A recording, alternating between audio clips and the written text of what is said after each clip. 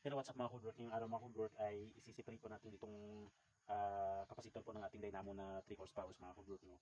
Kasi kung minsan mga Hoodwork, itong dynamo natin, pag medyo maramihan na yung pinagkakat po natin doon sa ating table blade, no?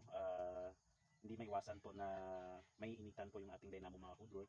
So yung gagawin po natin mga Hoodwork is kukunin natin dito sa napaglalagyan niya mga Hoodwork, and then of course ita-transfer natin dito mga Hoodwork and that. So kahit may initan yung ating dynamo, hindi po maapektuhan yung ating kapasitor mga Hoodwork, no?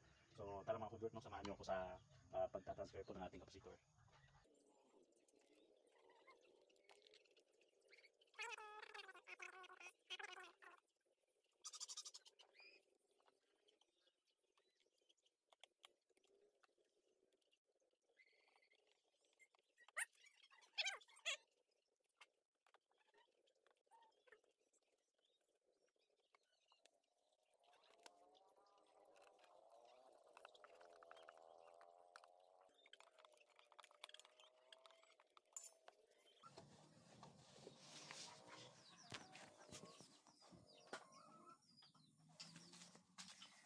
So ayan nga po mga Hoodwork, at tapos na po yung ating pagtatransfer po ng ating motor capacitor mga Hoodwork.